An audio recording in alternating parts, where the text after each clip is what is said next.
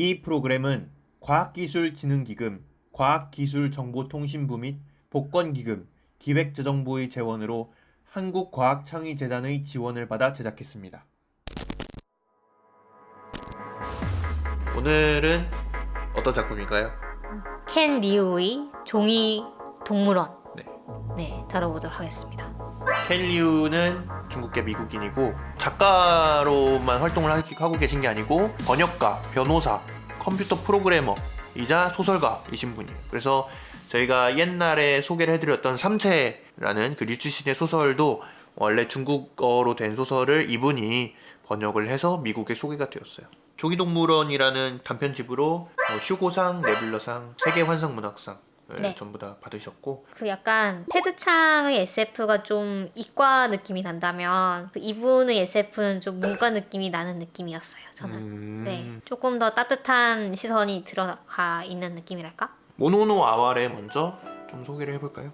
지구에 종말이 와요. 어떤 소행성 같은 게 떨어져가지고 이제 종말이 오는데 사람들이 정말 폭동을 일으키고 아주 뭐 패닉에 빠지죠. 근데 그 와중에도 일본은 아주 조용합니다. 조용히 어떤 규칙에 따라서 질서를 지키면서 피난을 하고, 주인공은 그 일본에서 살아남은 거의 유일한 사람인데 태양풍을 이용한 돛을 달아서 이 우주선이 추진을 하는데, 돛이 망가진 것을 발견을 하고 이걸 고치러 가는 길에 또 연료가 떨어져가지고 결국은 고치는 대신에 우주 저편으로 날아가게 된다는 그런 스토리입니다. 모노노 아와레라는 게 가련함, 정치, 불쌍함, 뭐 삶의 모든 것이 더덥게 느껴지는 감정. 아와레라는 그 형용사가 가련한 것, 안쓰러운 것, 이런 것을 수식할 때 쓰는 이제 형용사인데요. 이 소설에서 약간 그런 일본인의 정서를 잘 표현을 하고 있는 것 같아요. 사실 이 단편에서 얘기를 하고 있는 건 사실 죽음을 의연하게 받아들이는 그런 걸 얘기를 하는 것 같아요. 피난 과정에서 사람들이 질서를 지키는 것도 그렇고, 이런 것들이 가능한 기저에는 이 죽음을 두려워하거나 너무 외면하거나 이런 것 라기보다는 정면으로 이제 맞서서 좀 받아들이는 이런 감성이 있는 게 아닐까라는 얘기를 하고 있는 것 같습니다. 저는 아이러니했던 게요, 작가가 이제 일본 제국주의에 대해서 상당히 치를 떠는 걸 알 수 있어요. 또 그 군국주의 바탕이 됐을 법한 그런 세계관. 그런 세계관에 대해서는 또 긍정적으로 여기서 그려지고 있거든요. 이 부분이 모순되는 것 같으면서도 또 뭐 어떻게 보면은 이런 민족 정신 같은 게 좋은 쪽으로 발현될 수도 있는 거니까. 그런 부분을 표현하려고 하지 않았을까? 네. 즐거운 사냥을 하길이라는 작품입니다. 원문으로 굿 헌팅으로 되어 있는 것 같은데 애니메이션으로도 이게 있죠. 러브데스 로봇 그 넷플릭스에 올라온 시리즈에서 한 편이 굿 헌팅이라는 작품이고, 이 소설을 기반으로 해서 만들어진 작품입니다. 소설을 위주로 저희가 설명을 해드리면, 량이라는 사람이 제 주인공인데 이제 아버지가 퇴마사예요. 후리징이라고 하는, 우리나라에는 이제 구미호라고 하는 요괴를 퇴치해달라라는 청을 받고 퇴치를 해가지고 죽여요. 근데 그 과정에서 량이 퇴치한 구미호의 딸인 염을 만나고, 구미호가 사람을 홀리는 것은 인간 남자가 인간 여자한테 사랑을 빠지는 거랑 똑같은 거다 라고 이제 얘기를 듣고 염을 아버지로부터 숨겨줍니다. 근데 그 후로 이제 중국에 철도와 기차를 만들기 시작하고, 그러면서 그런 마법들이 점차 사라지게 됩니다. 그래서 이제 주인공하고 염은 우리가 이 세계에서 살아나가는 법을 배워야겠다라고 얘기를 하게 되고, 량은 홍콩으로 가서 기차를 정비하는 법을 배우게 됩니다. 염은 이제 자기 마법이 완전히 사라져요. 그래서 거기서는 성판매사로 일을 하고 있죠. 네.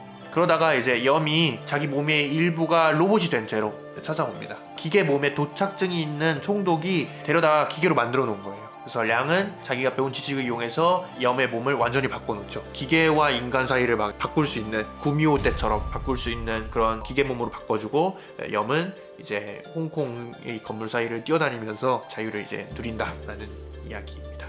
일종의 마법처럼 그려져요. 이전에 없었던 마법이라는 것이 새로운 것으로 이제 대체되는 그런 것들이 좀 재밌게 써져 있고, 애니메이션은 좀 더 적나라하고 신랄하게 표현이 되어 있어가지고 소설은 좀 더 신비롭게 표현이 되어 있는 것 같아요. 그래서 같이 보시면 뭔가 상승 효과가 있는 것 같아요. 애니메이션의 그 이미지를 가지고 또 소설을 봐도 재밌고, 그 다음에 소설의 내용을 알고 또 애니메이션을 봐도 아, 이런 거 이렇게 표현을 했구나 라고 이제 감탄을 하면서 보실 수 있을 것 같아요. 파자점술사라는 작품입니다. 요거는 이제 릴리 다이어라는 여자애가 주인공인데요. 안보 관련 일을 하시는 것 같아요, 아버지가. 국정원 뭐 이런 느낌이죠. 네네. 어머니는 또 대만인이에요. 그래서 아버지가 대만으로 발령이 나가지고 공비를 이제 때려잡는 일을 하는 거죠, 아버지가. 릴리 다이어는 미국인이니까 미국인들이 다니는 학교가 있었나 봐요. 그곳을 다니는데 거기에는 이제 다 부모가 미국인인 애들밖에 없고 왕따를 당해요. 왜냐면은 어머니가 대만인이라서. 릴리 다이어의 꿈이 로데오를 하는 그런 게 이제 꿈 같은 건데, 친구들하고 안 놀고 동네를 이렇게 돌아다니다가 황소 같은 걸 만나가지고 그 황소를 타고 다니다가 간청화라는 할아버지하고 테디라는 아이를 만납니다. 네, 이 할아버지는 파자점술사예요. 한자를 가지고 점을 보는 사람이에요. 친해져요. 굉장히 친해지고 대만에 있었던 228 사태에 대해서 이야기를 듣습니다. 그래서 이런 것들을 이야기하는 거는 안 된다, 대만에서 얘기를 하죠. 왜 철이 없었는지 아버지한테 가가지고 그 고지고대로 얘기를 하죠. 아, 내가 이런 얘기를 들었는데 대만은 자유로운 나라라며 이런 얘기는 왜 못하는 거야? 라고 얘기했더니 아버지가 그 이야기를 듣고 간 선생과 테디를 간첩이라고 잡아들여가지고 고문을 하죠. 고문을 하다가 죽고 말고 릴리는 이제 밖에서 그거가 녹음된 거를 다 듣죠. 그래서 릴리는 낙담을 하게 되고 아버지도 이제 좀 트라우마가 생겼나 봐요. 그래서 미국으로 돌아간다 하는 내용의 소설입니다.